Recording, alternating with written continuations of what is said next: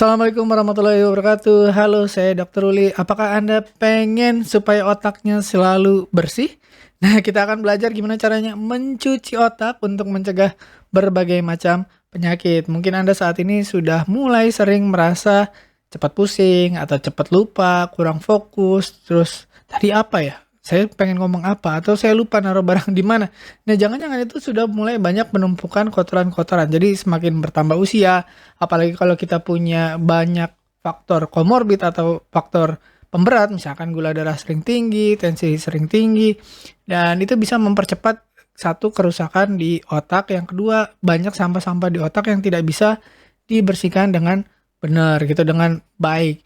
Nah, kalau kita mau rutin misalkan membersihkan otak kita dengan cara yang alami aja, nggak perlu pakai operasi, nggak perlu pakai pasang kateter ya, nggak perlu mahal-mahal, kita bisa kok. Kenapa? Karena di otak kita itu sudah punya sistem alami untuk membersihkan otak kita. Nah, tapi seringkali tidak kita manfaatkan dengan baik, akhirnya banyak gejala-gejala yang tadi kita sebutkan, misalkan pusing, terus migrain ya, cepat lupa, nggak fokus, bahkan sampai stroke, kemudian cedera kepala, dan sebagainya, dan sebagainya. Nah, pengen tahu gimana caranya memanfaatkan sistem alami ini untuk menjaga otak kita tetap bersih dan terhindar dari banyak penyakit di kemudian hari? Simak sampai selesai, jangan sampai salah paham. Nah, otak kita sendiri punya sistem pembersihan namanya sistem limfatik. Mungkin Anda pernah dengar namanya sistem limfatik. Ini sama, tapi lokasinya aja yang beda. Limfatik itu di tubuh biasanya, ya, fungsinya untuk membersihkan sampah-sampah yang ada di jaringan. Misalkan pembuluh darah ada arteri, ada vena. Jadi ketika jantung kita memompa darah keluar dari jantung ke seluruh tubuh namanya arteri, yang kembali lagi ke jantung namanya vena. Nah, tapi dari aliran arteri dan vena tersebut biasanya di pinggiran itu banyak sampah-sampah yang tidak terangkut. Harusnya kan itu bisa diangkut sama arteri, terus dibalikin sama vena. Tapi kadang-kadang ada yang sampah-sampah yang tersisa, misalkan bekas metabolisme atau apa gitu ya. Nah, ternyata di otak juga sama. Otak banyak juga sisa-sisa metabolisme, kemudian sampah-sampah bekas sel-sel yang udah tua gitu, yang rusak. Itu kadang nggak bisa balik ke darah lagi. Kenapa? Karena sistem limfatiknya terganggu. Nah, kenapa sih penting nih sistem limfatik? Karena dia punya beberapa fungsi yang sangat penting. Satu, itu dia membersihkan limbah. Ya, dia pakai cairan otak kita untuk membersihkan tadi limbah, sisa metabolisme, sel-sel rusak, sel-sel mati, sel-sel tua. Ya, kalau yang dibiarkan menumpuk itu akan lama-lama menjadi stres oksidatifnya. Jadi banyak kerusakan sel akibat tadi penumpukan. Anggap aja banyak sampah lah di got.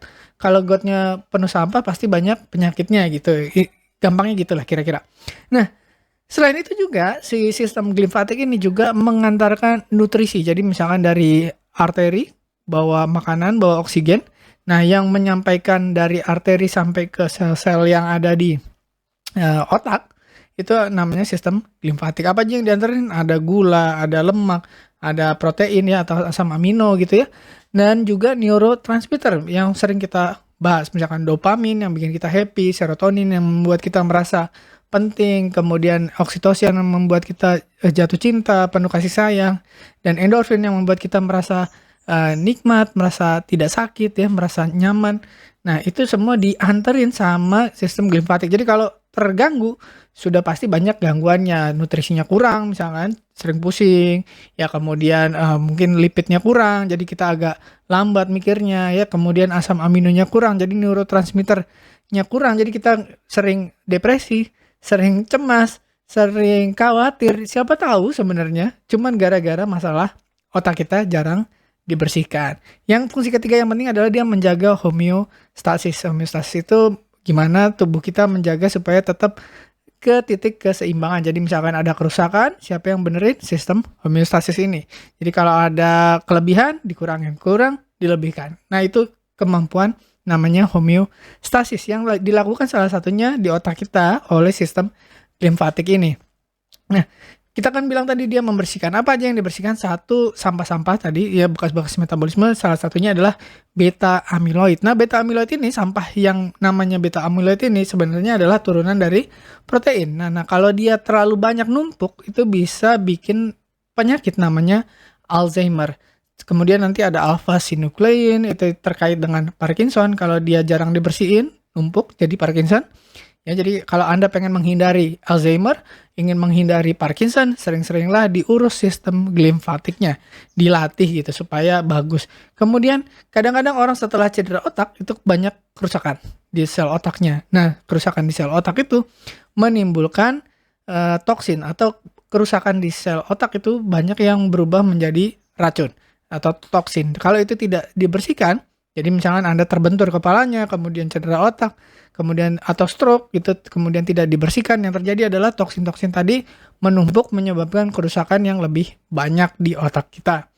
Nah, si sistem limfatik ini banyak orang nggak tahu ternyata bisa menyebabkan berbagai gangguan. Contohnya misalkan stroke. Stroke itu kan dibilangnya penyumbatan pembuluh darah, bisa juga karena pecahnya pembuluh darah. Tapi sistem limfatik juga punya pengaruh cukup besar. Jadi kalau misalkan sampah-sampahnya tidak dibersihkan, banyak aliran yang terhambat, akhirnya pembuluh darahnya juga kehilangan kemampuan elastisitas, kehilangan kemampuan untuk menjaga homeostasisnya, akhirnya pembuluh darahnya rusak dan akhirnya jadi stroke, kira-kira gitu. Kemudian ada juga chronic traumatic encephalopathy. Ini adalah gangguan di otak setelah biasanya karena trauma atau kena benturan atau apa dan nggak sembuh-sembuh gitu ya. Jadi orang kena bentur biasanya ada perbaikan sel, tapi kalau sistem limfatiknya terganggu itu bisa lama penyembuhannya. Kemudian gangguan tidur, misalkan kita susah nih mau tidur nggak bisa-bisa, atau ketika tidur sering terbangun nggak jelas sebabnya. Itu bisa juga karena sistem limfatiknya terganggu atau macet gitu ya. Dan berikutnya usia lanjut. Usia lanjut bisa mengganggu sistem limfatik, tapi sistem limfatik juga membuat kita bisa lebih cepat tua daripada seharusnya. Kemudian migrain, ya pusing sebelah, kepala sebelah itu biasanya karena aliran darah otak dipengaruhi juga oleh sistem limfatik. Dan cedera otak ringan atau trauma otak itu juga mempengaruhi sistem limfatik. Sistem limfatik juga menyebabkan kita jadi rentan untuk cedera otak yang lebih berat dari yang seharusnya. Misalkan kita terbentur ringan, itu karena sistem limfatiknya tidak berjalan dengan baik, itu cederanya bisa jadi lebih besar dari yang seharusnya. Nah, gimana caranya meningkatkan fungsi limfatik supaya otak kita selalu bersih, selalu fresh gitu ya. Nah, sebenarnya ada 8 cara yang alami sebenarnya pasti semua kita sudah melakukan, tapi biasanya ada kesalahan-kesalahan atau detail-detail kecil yang membuat sistem limfatik kita jadi kurang lancar. Contoh 1, tidur. Tidur yang benar gimana nanti kita akan bahas. 2, olahraga. Nah, banyak orang ini makin malas nih olahraga, makin modern orangnya biasanya makin malas bergerak. Kemudian hidrasi, minum yang cukup, postur yang baik ya, harus tegak ya. Nanti kita belajar posturnya seperti apa. Kemudian harus kurangi stres, nutrisinya harus benar, stimulasi saraf vagus adalah saraf dari otak yang menuju ke bawah, terutama ke saluran cerna dan sini nih, pernafasan ya, diafragma. Itu namanya nervus vagus. Yang terakhir adalah baru kita ngomongin terapi apa yang mudah, yang murah dan bisa dilakukan siapapun ya. Nah, yang pertama adalah tidur. Tidur yang seperti apa yang membuat otak kita selalu fresh, selalu bersih? Tidur minimal 7-9 jam setiap hari dengan kualitas yang baik. Dok, kalau saya biasanya tidur cuma 6 jam, nggak apa-apa. Asal tidak membuat kita lemes, tidak membuat kita pusing di siang hari. Kalau tidur siang gimana? Bisa bagus, tapi sebenarnya pembersihan itu terjadi di sekitar jam 11 malam sampai jam 4 pagi. Kalau di luar itu, misalkan kita tidur siang, maka sistem limfatik itu bekerja, tapi tidak sebaik waktu jam 11 sampai jam 4 pagi. Jadi usahain jam 11 sampai 11 malam sampai jam 4 pagi kita tuh sudah tidur. Ya minimal 7 sampai 9 jam dengan kualitas yang baik. Terus posisi tidur. Nah, ternyata dari banyak penelitian dibuktikan bahwa posisi tidur terbaik untuk pembersihan otak itu ada 3. 1, miring ke kanan. Yang terbaik pertama, yang terbaik kedua adalah miring ke kiri, dan yang terbaik ketiga adalah telentang. Nah, yang paling buruk adalah tengkurap. Tengkurap itu membuat sistem limfatik kita itu tidak bekerja dengan baik. Jadi yang biasa tidur tengkurap, latihan miring kanan, miring kiri atau telentang. Yang berikutnya, hindari elektronik sebelum tidur, karena penggunaan elektronik sebelum tidur terbukti membuat sistem limfatik kita terganggu. Terus kemudian pastikan ruangnya gelap dan sejuk. Usahain 18-21 derajat.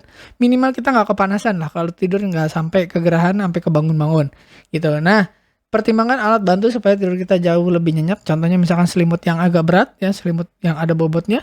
Kemudian white noise ya, kita cari di YouTube atau di mana tentang white noise, suara yang monoton ya kayak gitu. Atau penutup mulut. Jadi kalau misalkan kita mulutnya sering kering, sering terbuka atau sering mengorok, cobalah pakai tape ya, di tape, selotip kayak selotip gitu. Ada mouth tape khusus untuk membantu tidur. Berikutnya adalah olahraga dan hidrasi. Olahragalah setiap hari minimal 30 menit per hari atau sesuaikan dengan kemampuan. Minimal 15 menit, 20 menit bisa lah harusnya. Mau jalan, lari, latihan intensitas tinggi atau HIIT atau angkat beban. Minum air dengan minimal jumlah 30 cc dikali berat badan per hari. Ya, kalau misalnya kita sering pusing, sering keliangan, tambahin sejumput kecil garam dan gula atau pakai larutan Oralit. Tapi kalau saya sendiri sebenarnya lebih suka kita pakai sendiri garamnya, nggak usah beli yang Oralit. Kenapa? Karena kita bisa sesuaikan jumlah garamnya gitu. Jadi nggak terlalu banyak. Oke? Nah, postur dan ergonomi ini juga mempengaruhi aliran darah dan sistem limfatik kita. Jadi kalau posturnya tegak, terutama kalau Anda sering duduk, itu bagus untuk mendukung aliran darah dan sistem limfatik. Nah, lihatlah di gambar ini ya, usahakan kalau Anda sering duduk seperti ini. Usahakan setiap 30 menit atau paling lama 1 jam Anda lompat. Maksudnya berdiri dari duduk Anda. Jangan terlalu lama duduk ya, bergerak, berdiri ya. Stretching gitu ya, jangan terlalu lama di posisi duduk. Dan berikutnya adalah mengurangi stres. Dengan kita mengurangi stres, ternyata sistem limfatik kita bekerja dengan lebih baik ya, lebih lancar. Caranya mengurangi stres bisa dengan pernapasan perut dalam. Nanti kita akan bahas gimana cara-cara mengurangi stres yang efektif sekaligus membersihkan aliran darah, juga meningkatkan pembersihan otak kita. Kemudian alternate nostril breathing, jadi napasnya ganti-gantian, hidung kanan dan kiri. Tarik kiri, hembuskan kanan. Balik, tarik kanan, hembuskan dengan yang kiri. Nah, efektif sekali terutama kalau kita lagi kena migrain. Jadi kalau Anda kena migrain, lakukan seperti itu mungkin selama 5-10 menit, biasanya migrainnya akan mulai berkurang. Kemudian physiological sigh. Ini udah ada penelitiannya di Stanford. Caranya gampang banget, tarik nafas 2 kali. Hembuskan 1 kali yang panjang lewat mulut. Tarik nafas 2 kali lewat hidung. Hembuskan 1 kali yang panjang lewat mulut. Lakukan ini paling enggak ya 5-10 menit sampai kita merasa rileks dan ngantuk. Lakukan ini biasanya kalau saya melakukan sebelum tidur gitu. Kenapa? Supaya untuk mengurangi tekanan mental dan tidurnya bisa lebih nyenyak. Coba aja Anda lakukan misalkan 5-10 hari, rasakan apa yang terjadi. Pasti berbeda, tidurnya jauh lebih nyenyak ya, bangunnya juga lebih segar. Kemudian meditasi. Latihan meditasi adalah melatih fokus kita supaya tidak jalan-jalan gitu ya. Dan berikutnya adalah kurangi stres untuk mencegah peradangan. Karena makin sering kita stres, makin banyak peradangan, termasuk radang di otak kita yang menyebabkan tadi bisa stroke, bisa bahkan kanker sekalipun ya, itu biasanya diawali dari peradangan. Nah, berikutnya nutrisi apa yang bagus untuk otak? Yang nomor 1 saat ini adalah omega 3 dan nutrisi lain misalnya vitamin B kompleks, kemudian B12 seperti mecobalamin, ya vitamin B12, kemudian asam folat dan seterusnya. Ya, kalau kita bisa konsumsi ini itu biasanya membantu meningkatkan aliran darah ke otak dan mengurangi peradangan di otak. Dengan begitu kita bisa membantu tadi sistem limfatik kita supaya kerjanya lebih optimal. Berikutnya adalah stimulasi nervus vagus. Nervus vagus adalah saraf yang menghubungkan antara otak dengan organ-organ dalam, terutama di jantung dan diafragma. Jadi kalau saraf vagusnya terganggu, itu bisa henti jantung seketika ya. Tapi gimana caranya mengatasi misalkan kita cemas, kita panik, kita stres, itu adalah dengan melakukan latihan nervus vagus supaya mengurangi stres, meningkatkan aliran darah ke otak, meningkatkan sirkulasi sistem limfatik tadi di otak. Dan caranya gimana? Mudah sekali, dengan berdengung ya, jadi kayak humming, bisa merasakan getarannya beresonansi di rongga mulut kita, rongga langit-langit mulut kita, kayak berdengung ya, atau berkumur. Ini berkumur Kalau Anda muslim mungkin setiap hari kan udah wudhu tuh, ya kan minimal 3 kali setiap kali sholat, berarti 5 kali sholat ya 15 kali Anda bisa berkumur-kumur. Melatih nervus vagus kita supaya kita mengurangi stres, denyut jantungnya jadi teratur, aliran darah ke otak jadi lebih baik dan mengurangi peradangan tadi kan. Atau gagging, jadi kita kumur posisi agak menon, terus kumur yang agak dalam. Nah, terus baru dikeluarin. Itu juga melatih nervus bagus. Kalau saya sendiri sebenarnya pernafasan diafragma itu yang paling efektif kalau menurut saya sendiri ya. Saya pernah nyobain semua, yang mana yang paling bagus untuk jantung, saya ukur tekanan darah, saya ukur tensi, saya ukur denyut jantung, kemudian pernafasan, semua yang terbaik saya lakukan. Ternyata yang menurut saya paling efektif, cepat itu adalah pernafasan dalam. Tarik nafas dalam, hembuskan perlahan ya sampai diafragmanya terangkat gitu. Kenapa? Semua stimulasi nervus vagus membantu aliran cairan di otak ya, sesuai dengan tema kita adalah mencuci otak. Yang terakhir adalah dengan melakukan terapi tambahan. Ada orang yang pakai fotomodulasi namanya. Fotomodulasi ini adalah dengan lampu LED dengan panjang gelombang tertentu, biasanya warnanya merah, sering juga disebut red light therapy.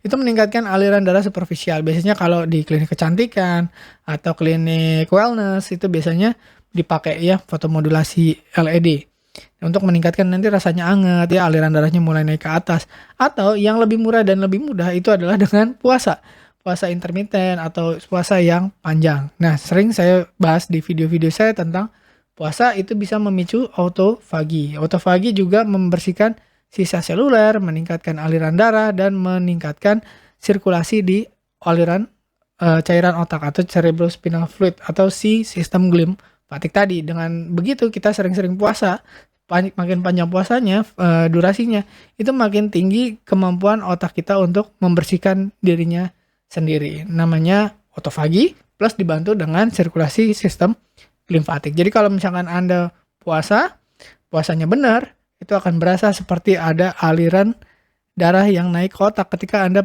pertama kali buka puasa. Misalkan udah nggak makan berapa lama, begitu makan langsung seperti ada yang geli-geli naik ke atas ke otak. Sama juga dengan tadi pernafasan dalam atau stimulasi nervus vagus. Ketika Anda sudah mencapai tahap stimulasi nervus vagus yang diinginkan, itu biasanya terasa mulai seperti ada bubble atau seperti ada aliran oksigen yang masuk ke dalam otak kita, rasanya kayak geli-geli gitu.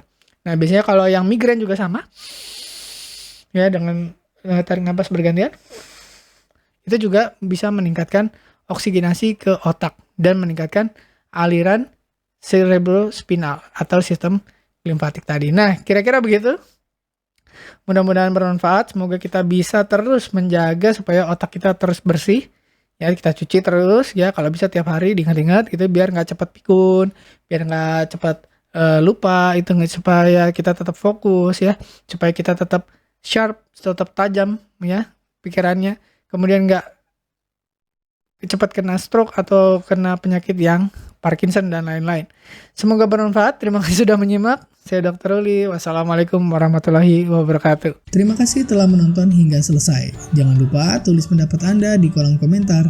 Saya Dr. Uli dan saya sangat senang bisa belajar dan berbagi dengan Anda. Salam hidup sehat dan mulia. Jangan lupa tekan tombol like, subscribe, lonceng notifikasi, dan ikuti media sosial kami sehingga Anda tidak akan melewatkan ilmu berguna lainnya dari kami. Sampai jumpa di video berikutnya.